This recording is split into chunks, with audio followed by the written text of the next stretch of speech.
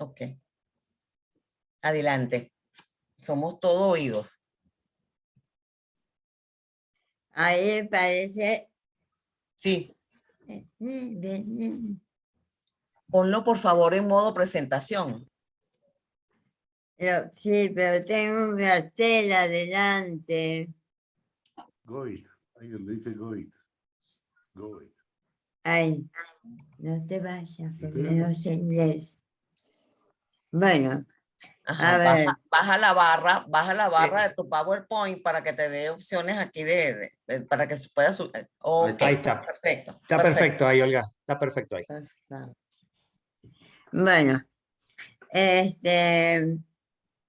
muchas gracias por la presentación que no pude escuchar, porque ya tuve otro pequeño problema de luz y esto se interrumpió, entonces no podía enganchar internet.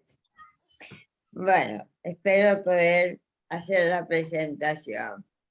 Entiendo que tengo 45 minutos, ¿verdad? Eso es correcto, 45 minutos de presentación. Y luego vamos a tener un tiempo de 15 minutos, 20 minutos de preguntas. Muy Gracias. bien.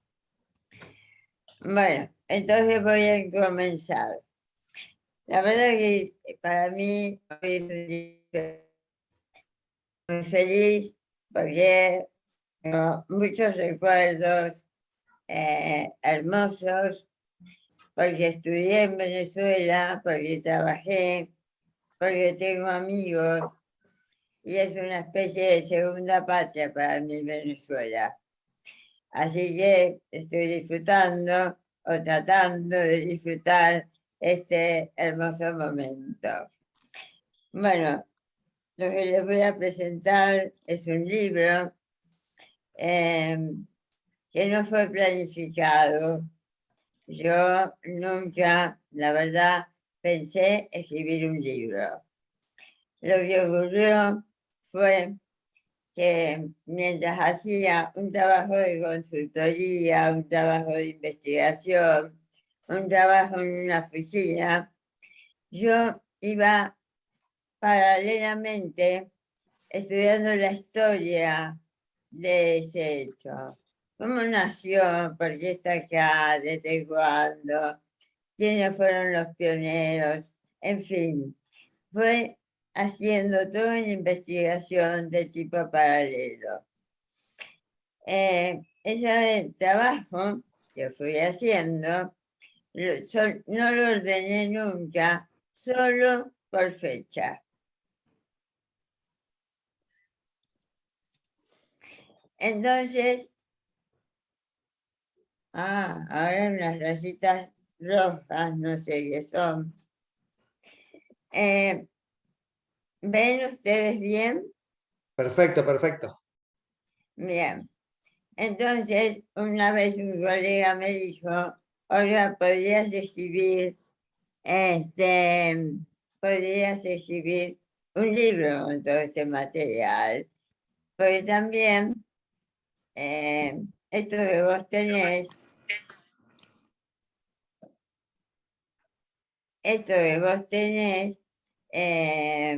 no está en ningún lado.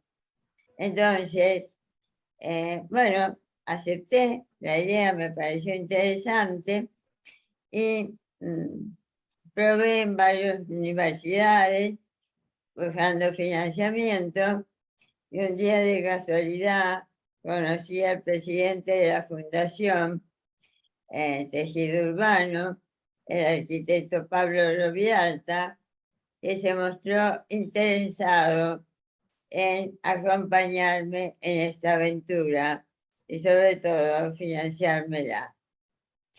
Quiero agradecer muy especialmente a Pablo y a su equipo.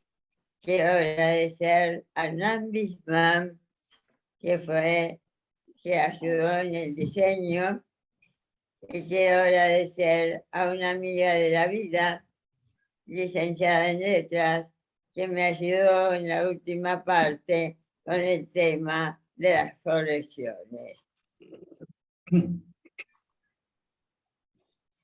¿Qué se desarrolla en este tema? Tengo unas rayas rojas, yo no sé si ustedes las ven. Sí, pero no te preocupes, sigue, tranquila. Alguien Bien. rayó eso, pero sigue, no hay problema. Está viéndose todo perfecto, Olga. No te preocupes por las rayas. No sabemos qué puede estar pasando con las rayas, pero todo se ve bien. Aparecieron de golpe aquí unas rayas. Va. Entonces, ¿qué trata el libro? El libro trata desde cuando se fundó la ciudad de Buenos Aires, que tiene una doble fundación, y cómo va creciendo esa ciudad. La ciudad aparece porque lo que se buscaba era tener un puerto en la desembocadura del Río de la Plata, en la época del virreinato, que tenía sede en Perú. Entonces, lo que nace es una ciudad, y un puerto con una ciudad.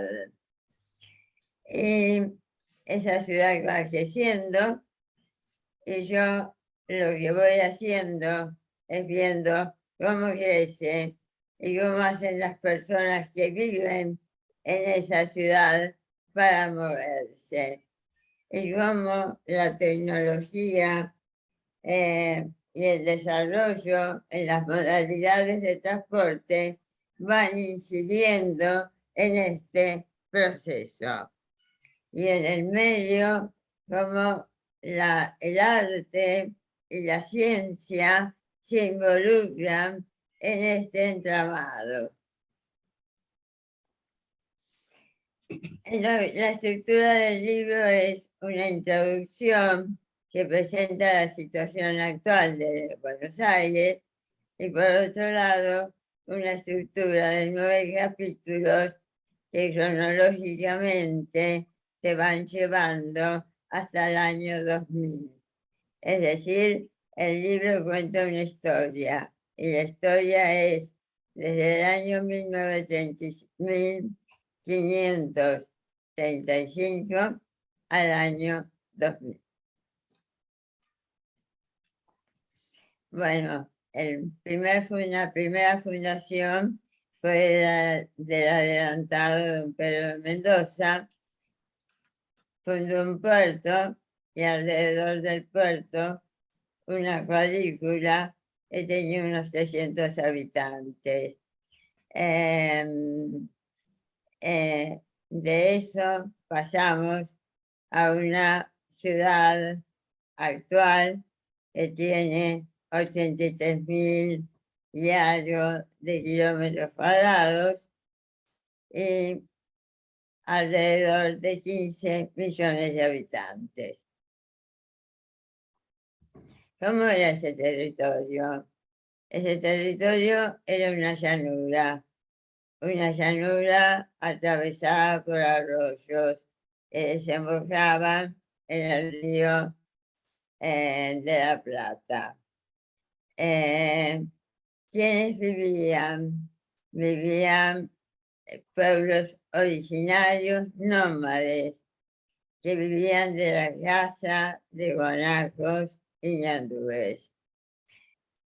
Por eso no nos ha quedado ningún testimonio de aquella época, porque eran nómades. Bien, vamos a ver entonces la evolución de la ciudad desde el siglo XVI, XVII, XVIII, XIX y XX. La segunda fundación, la primera fracasó porque el puerto funcionaba poco, no crecía y los indígenas que debían alimentar, que se habían comprometido a ayudar en la alimentación de estas personas, un día se enojaron y se terminó con la aldea. Años después se produce la segunda y definitiva fundación, que fue en el año 1580.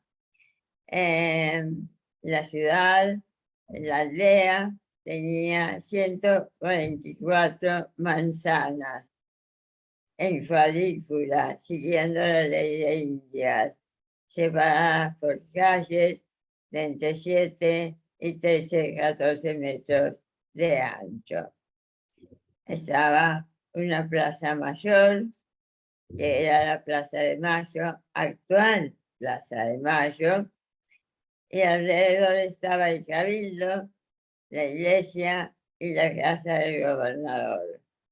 El Cabildo está, la iglesia es la Catedral de Buenos Aires y la casa del gobernador es la sede del poder ejecutivo del país. Y bien, ahora vamos a dar un salto y quiero que vean cómo evoluciona la población a lo largo de esta historia, hasta el año 1855. Ustedes verán que es desde 300 habitantes, recién en los años 1800 tenemos 40.000 habitantes. Y a partir de ahí es cuando comienza el crecimiento de la ciudad. Bien, entonces, cuando empieza a crecer la ciudad, ¿qué ocurre? Que aquellas personas que tenían un caballo propio o un carruaje propio tenían forma para desplazarse a sus lugares de trabajo, a sus lugares de comercio. Los que no tenían, ya las distancias caminadas eran muy largas. Y entonces surge en los años 1850 el transporte público. El primero fue el bus a caballo y luego el tren de superficie. La primera línea, la línea A, en su día de inauguración, financiada por capitales nacionales. Les dejo un cuadro que construimos con el arquitecto David Curiot en una oportunidad donde vemos la evolución del transporte particular, del transporte público, del semipúblico y en los años que se van dando. Tenemos cuando aparecen, desaparecen, se superponen o se mantienen. Entre los años 1860 y 1890 tenemos en la ciudad de Buenos Aires 3 modos de transporte fundamentales: los buses a caballo o autobús a caballo, las líneas ferroviarias que inmediatamente fueron de inversiones inglesas, incluso la que había nacido como capital argentino fue comprada por los capitales ingleses. Y teníamos también los tranvías a caballo. Esa es la Catedral de Buenos Aires en la Plaza de Mayo.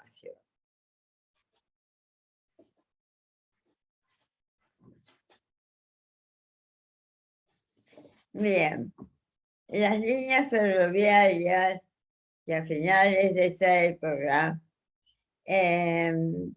eran 5, combinaban todas en una única estación ferroviaria central pegada al puerto de Buenos Aires.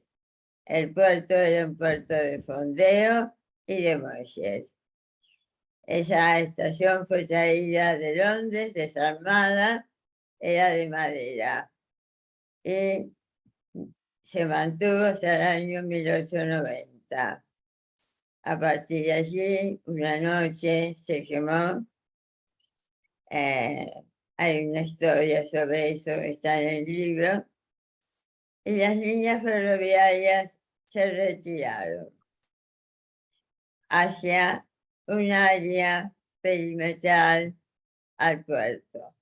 Es decir, hay un cambio de estructura de la ciudad de Buenos Aires, de una centralidad ferroportuaria a una centralidad institucional, que es prácticamente un triángulo que encierra el sector financiero, el sector institucional, el sector comercial, el de oficinas. Eso se mantiene hasta el presente.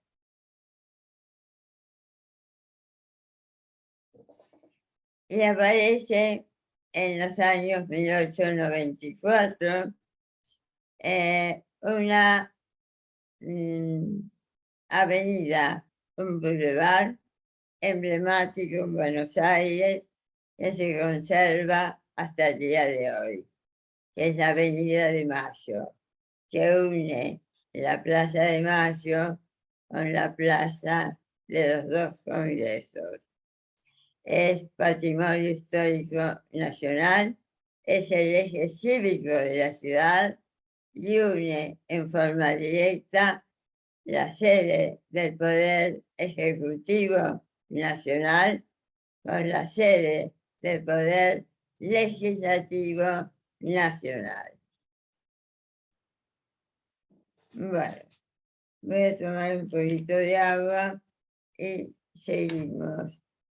¿Cuánto tiempo pasó?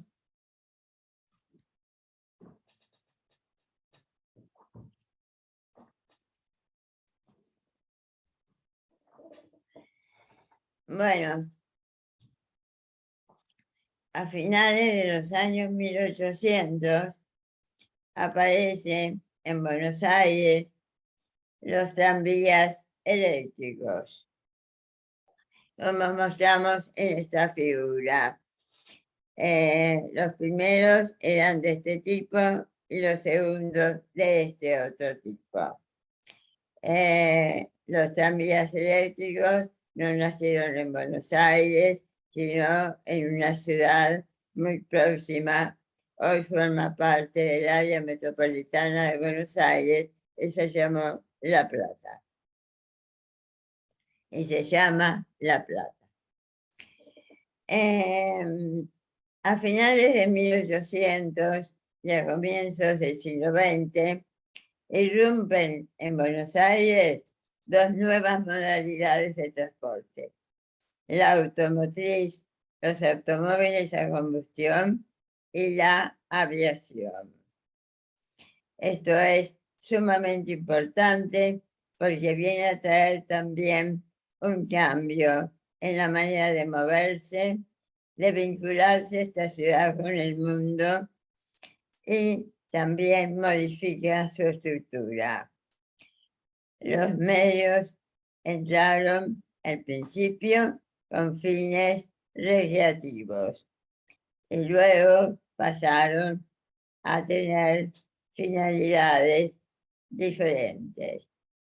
El modo automotriz de la parte deportiva, que eran carreras de autos, pasaron a ser automóviles familiares, buses, camiones, vehículos comerciales.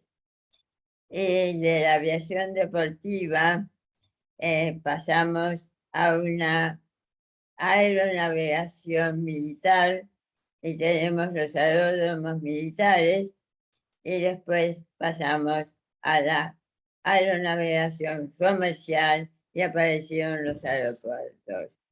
Todo esto requirió grandes espacios en la ciudad y esto también le fue dando otro paisaje, urbano a esta Buenos Aires portuaria.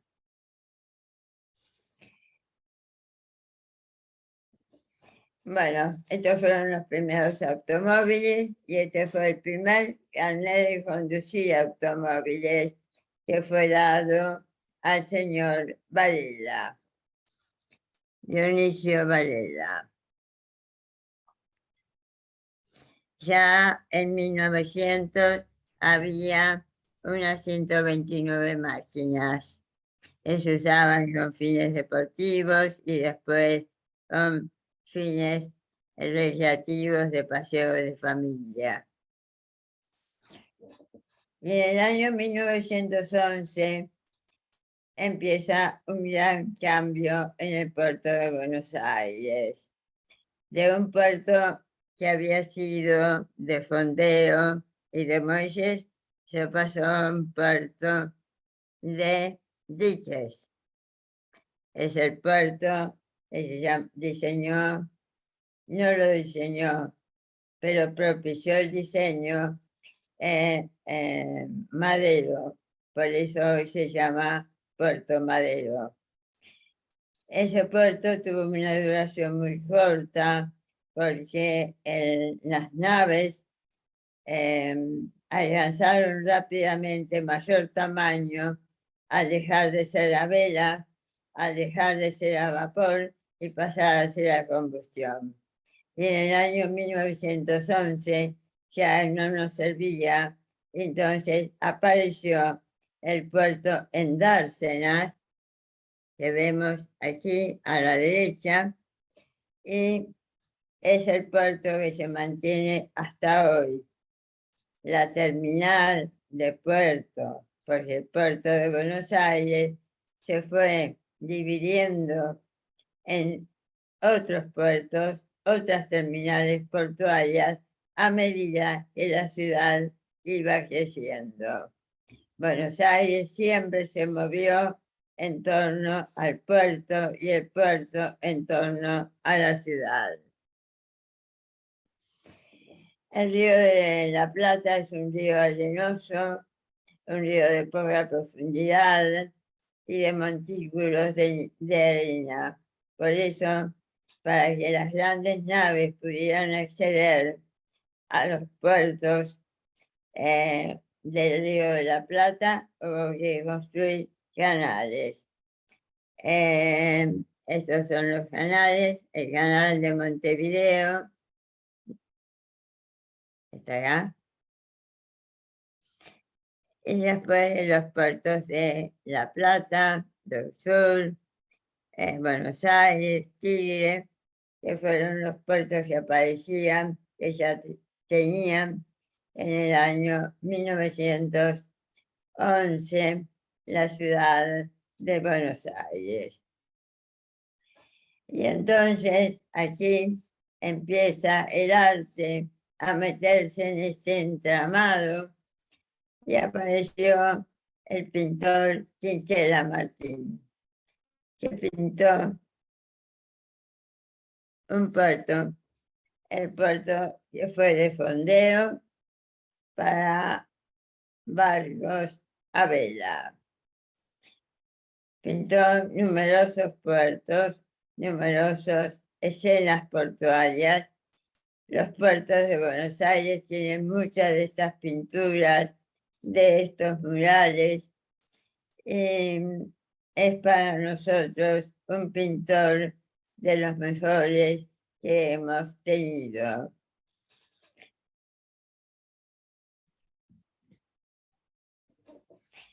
El automóvil, que apareció como un uso deportivo, generó la creación de un club que se llamó Automóvil Club Argentino, que existe hasta la realidad, hasta la actualidad, y que fomentaba el desarrollo de carreras de automóviles de cada vez mayor extensión.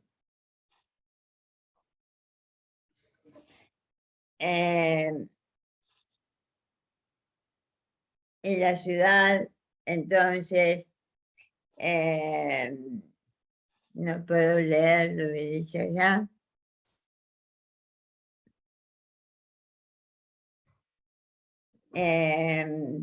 Bueno, en la década del año 1910 se producen numerosos cambios en el tejido urbano y en el transporte de Buenos Aires. Al ingresar la aviación, implicó la construcción de grandes infraestructuras. El primer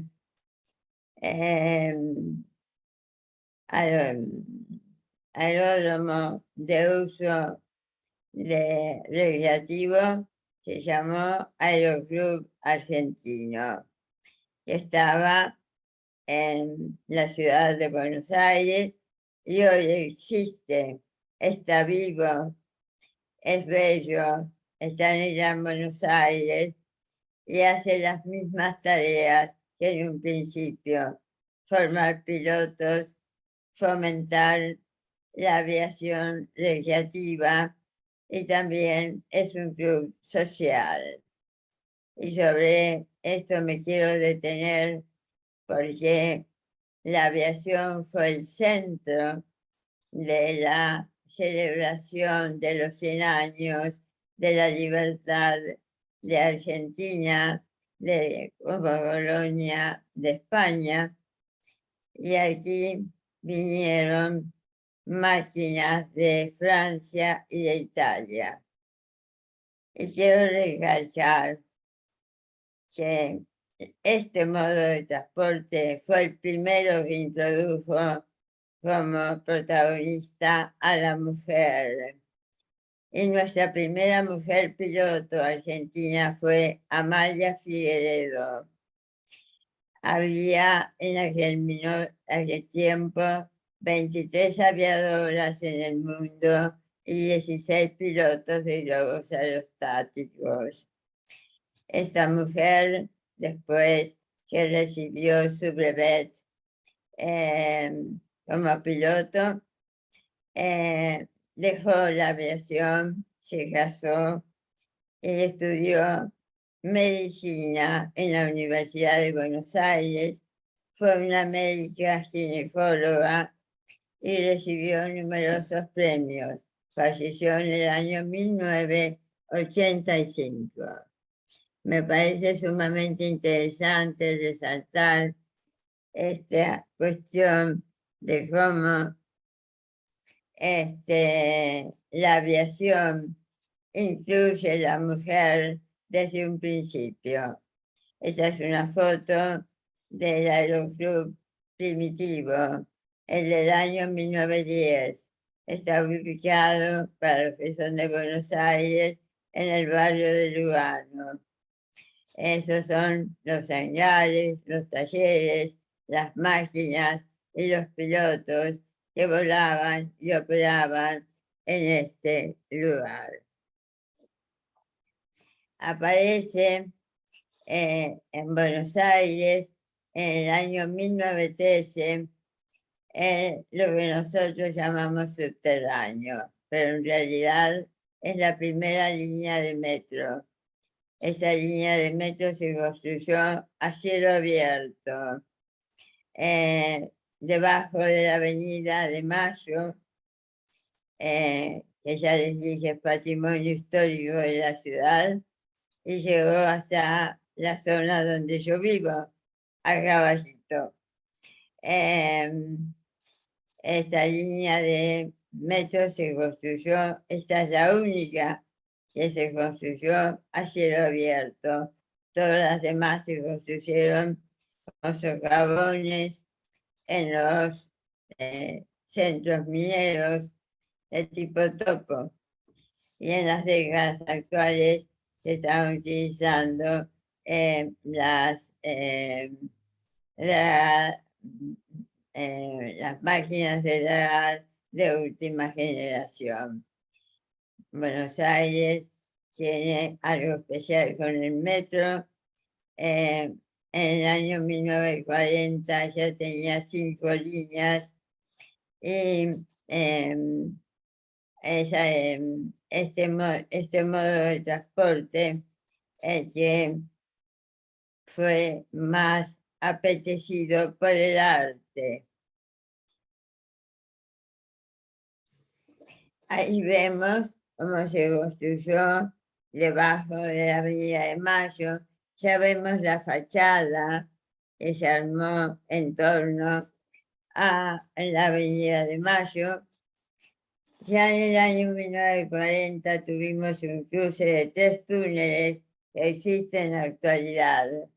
2 líneas de subte, una norte-sur, otra este-oeste, y lo que está más abajo de todo es un túnel por donde circulaba un tren de carga que llegaba al puerto de Buenos Aires.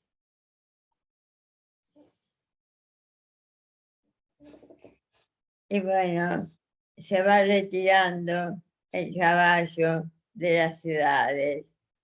Y esto ocurre en la década del 20. Los buses a caballos son reemplazados por autobuses del tipo que está marcado aquí, motores a combustión, y los tranvías son eléctricos. Y los franceses le escriben un libro a esta retirada que se llama La Fin du Cheval. Ustedes tienen que imaginarse lo que es una ciudad con movilidad a caballo a una ciudad que se mueve sin caballos. Y bueno, se aproximan los años 30 y entramos en un periodo de difícil situación económica. Entonces los taxis que se compraban a crédito ya no tenían pasajeros, y al mismo tiempo si los taxistas los vendían, no había empleo, no se conseguía empleo. Entonces se reunieron en grupos y generaron una suerte de taxis donde viajaban unos 5 pasajeros que iban todos hacia un mismo destino, por un mismo recorrido.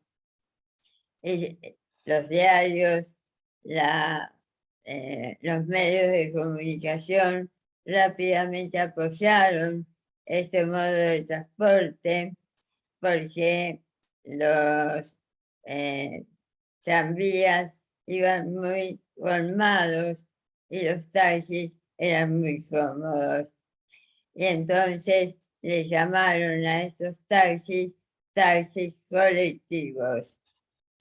En algún lugar de la historia perdimos la palabra taxi y nos quedó colectivo. Por eso Argentina le llama a los buses, autobuses, ómnibus, le llama colectivos. Las empresas tranviarias estaban en crisis por esta situación, porque las líneas de taxis se superpusieron a sus recorridos, presentaron sus quejas al gobierno nacional. Todas las líneas de tranvía eran de capital inglés y la dueña se llamaba Anglo-Argentina, excepto una de la familia Lacroze, apellido que hoy aún se mantiene, se conoce, y entonces decidió la Anglo-Argentina comprarle a las empresas de buses los buses a combustión y hacerlos desaparecer. Y entonces en Buenos Aires quedaron los tranvías eléctricos, los ferrocarriles, los taxis y los taxis colectivos y los tranvías. Aquí vemos cómo los taxis se acomodan a la nueva modalidad de operación.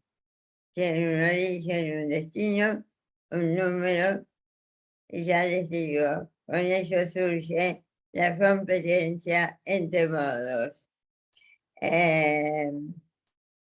Se van por las rutas que operan los tranvías. La Argentina consigue que el Estado, a través de una ley, la Corporación de Transporte, compre todas las empresas y constituya una única empresa que se llamó la Corporación de Transporte, donde cada empresa que se asociaba de subte, tranvía, tenía tantas acciones como el capital que aportaba. Los que no podían aportar eran los taxis, los colectivos, que ya eran más grandes de tamaño y tuvieron que irse a las afueras de la ciudad. Bueno, entre el año 1934 y 1940, volviendo a la ciudad, aparecen dos obras emblemáticas, en realidad tres. Yo, para simplificar, voy a decir que se ensancha y se construye la avenida Corrientes, la actual avenida Corrientes, que es la avenida que en el centro es la avenida de los teatros y de las librerías, que cierran muy tarde de noche o no cierran.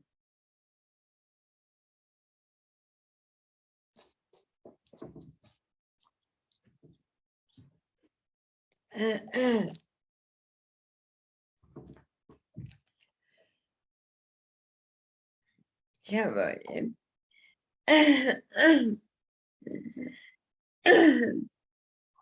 Entonces aparece la avenida Corrientes y aparece la idea de construir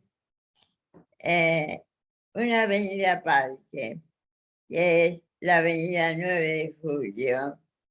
Para eso se demolieron varias manzanas para darle el ancho necesario a esta avenida.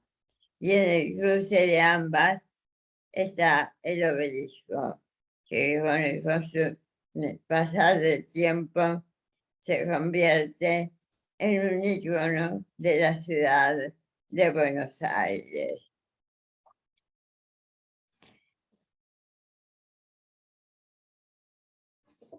Entonces, aquí vemos cómo tenemos la avenida Corrientes,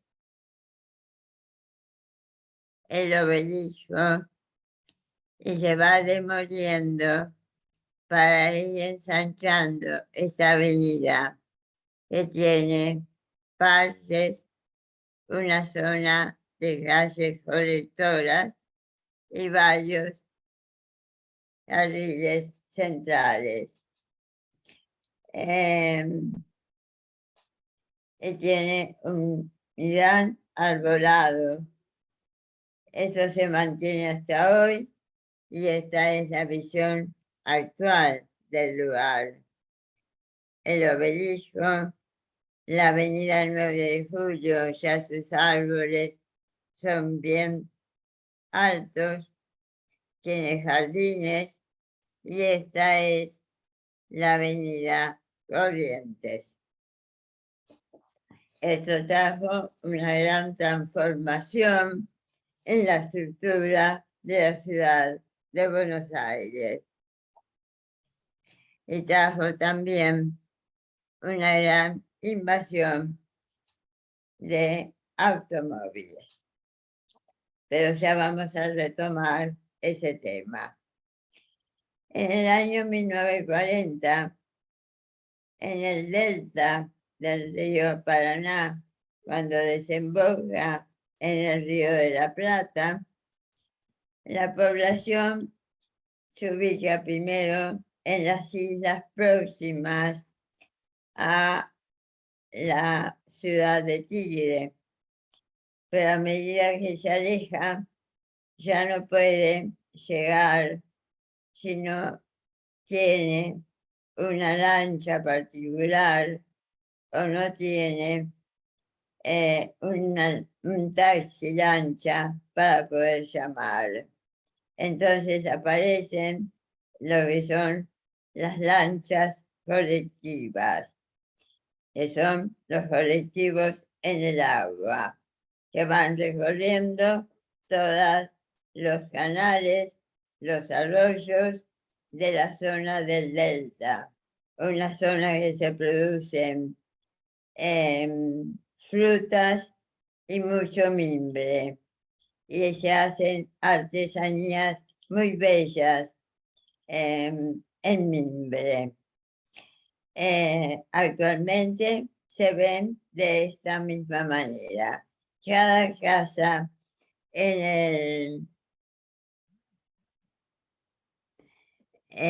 cada casa tiene un muelle para poder acercar la lancha y a subir y bajar los pasajeros. Un día Buenos Aires, en el año 1945, cambió su sentido de circulación. Y lo que iba hacia el norte va hacia el sur, o lo que iba hacia el este hacia el oeste. Esta es la Avenida de Mayo, ya casi como se ve hoy, y ahí vemos cómo circulaban en el año 1945. Cambia el sentido de la inglesa a la forma francesa y la pedalera también cambia de posición. Este es un ómnibus en esa época con la pedalera a la derecha. Y se producen importantes obras de arte en el metro de Buenos Aires, que son los murales que fueron traídos, copiados de alguna manera de México, y también aparecen otras como es el filete. Esto es una muestra de los murales. Todas las estaciones de metro tienen hoy murales de distinto tipo y de distinta forma y de distinto color. El filete es un estilo de dibujo y pintura típicamente porteño, que se caracteriza por líneas que se convierten en espirales, colores fuertes, tiene unos efectos tridimensionales muy propios, muy particulares, temas muy particulares y escritos muy particulares. Fue declarado Patrimonio Cultural Inmaterial de la Humanidad por el Comité Intergubernamental para la Salvaguarda de la UNESCO. Ahí tenemos el filete. El filete nació en los carros que pasaban por las casas llevando la leche y la verdura. Pasó luego al metro, pasó al colectivo. Se hacen más importantes en el metro y también en los tatuajes.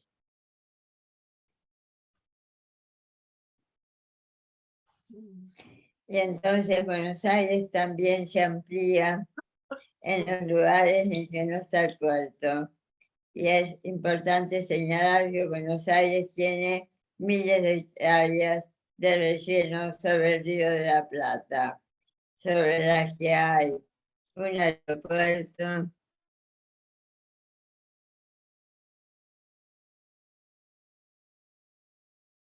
perdón, que tengo un aeropuerto, hay una reserva ecológica, hay parques, hay clubes,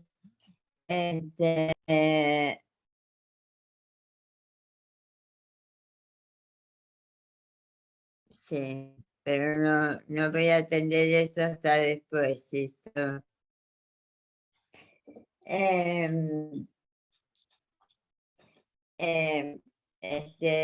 Bueno, y, sería eso y comentarles un proceso que es inédito. La Corporación de Transporte, esa empresa que pertenecían todos los modos de transporte y era presidida por la Anglo, en los años 1950 se estatizó y los ferrocarriles argentinos también fueron privatizados a finales de 1940. Era una red ya de 47.000 kilómetros.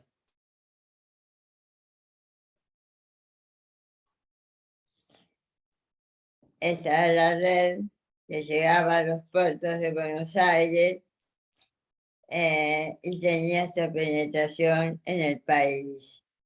Y así promocionaba Perón esta estatización. La mayoría de los ferrocarriles, todos eran extranjeros de capital, de ingleses y franceses.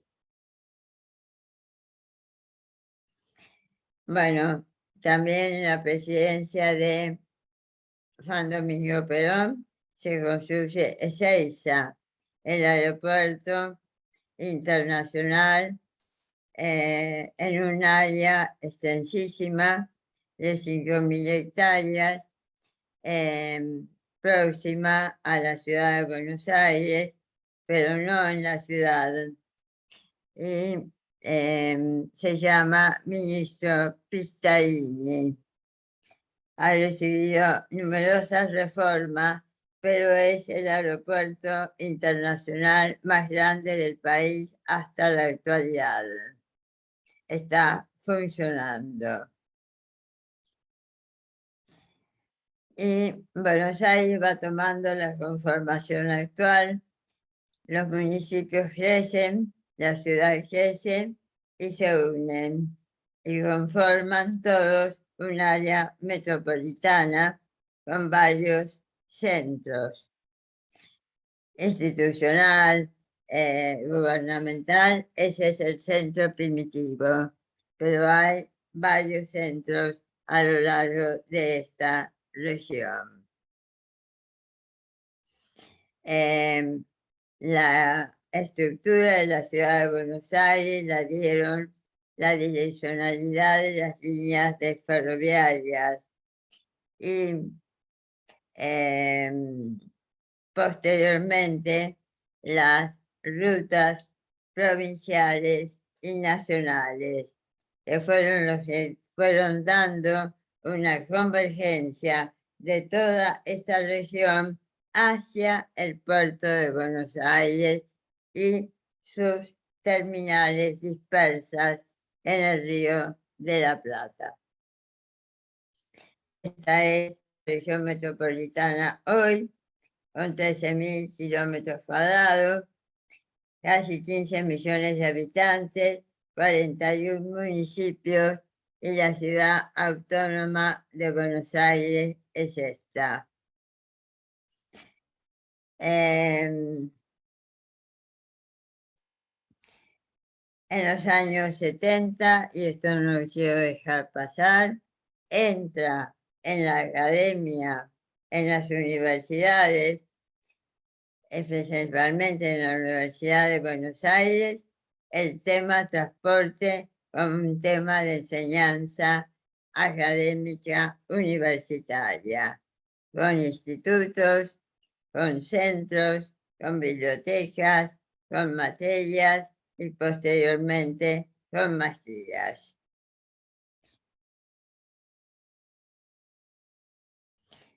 ¿Y qué pasó en los años 70? Hubo un plan importantísimo de autopistas, porque había grandes zonas de congestión.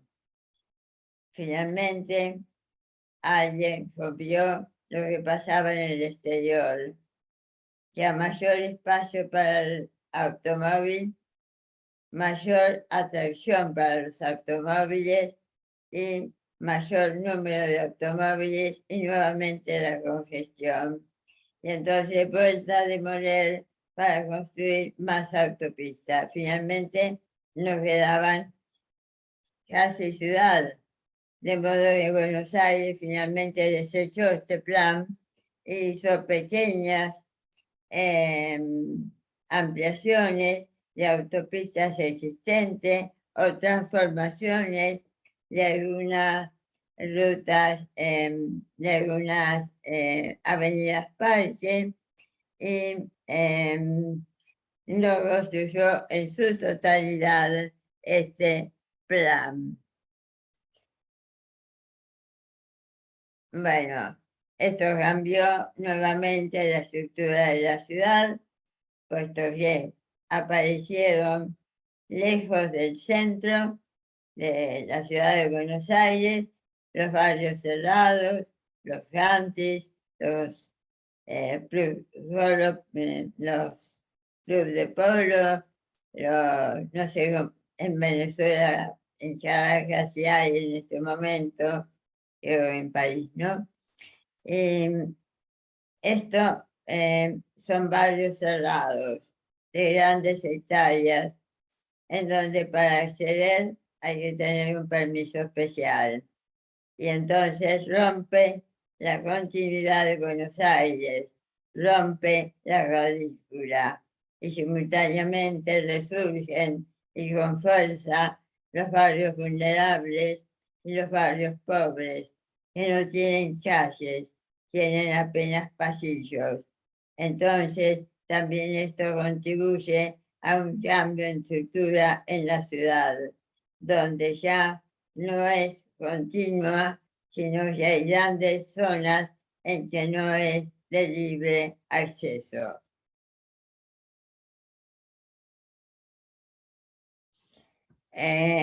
Bueno, estamos llegando al final, donde los modos de transporte se vuelven a privatizar, excepto los ferrocarriles que se concesionan, los trolebuses se van en los años 60, los tranvías también, y entonces nos quedamos con 7 líneas de ferrocarril. Tenemos unas 389 líneas de buses o de colectivos, y tenemos 6 líneas de metro y otra en proyecto de construcción, y tenemos varios terminales portuarias: La Plata, Dock Sur, Buenos Aires, Tigre, Escobar.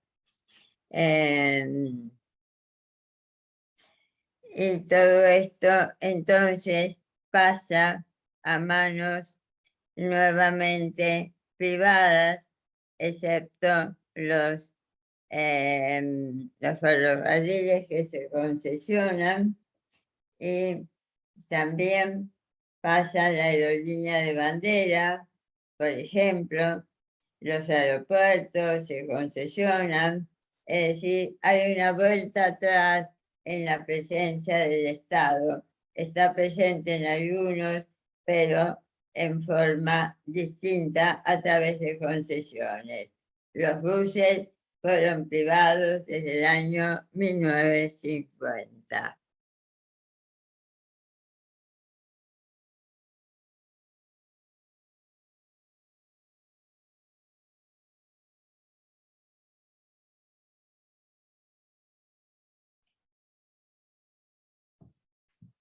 Muchísimas gracias, Olga, por tu excelente presentación. De verdad, un placer ese viaje que nos hiciste por la historia de la ciudad de Buenos Aires, uniendo los hitos de los diferentes modos de transporte y sus impactos en la ciudad, en la forma, en el crecimiento. Realmente hemos disfrutado mucho esta tarde de tu presentación.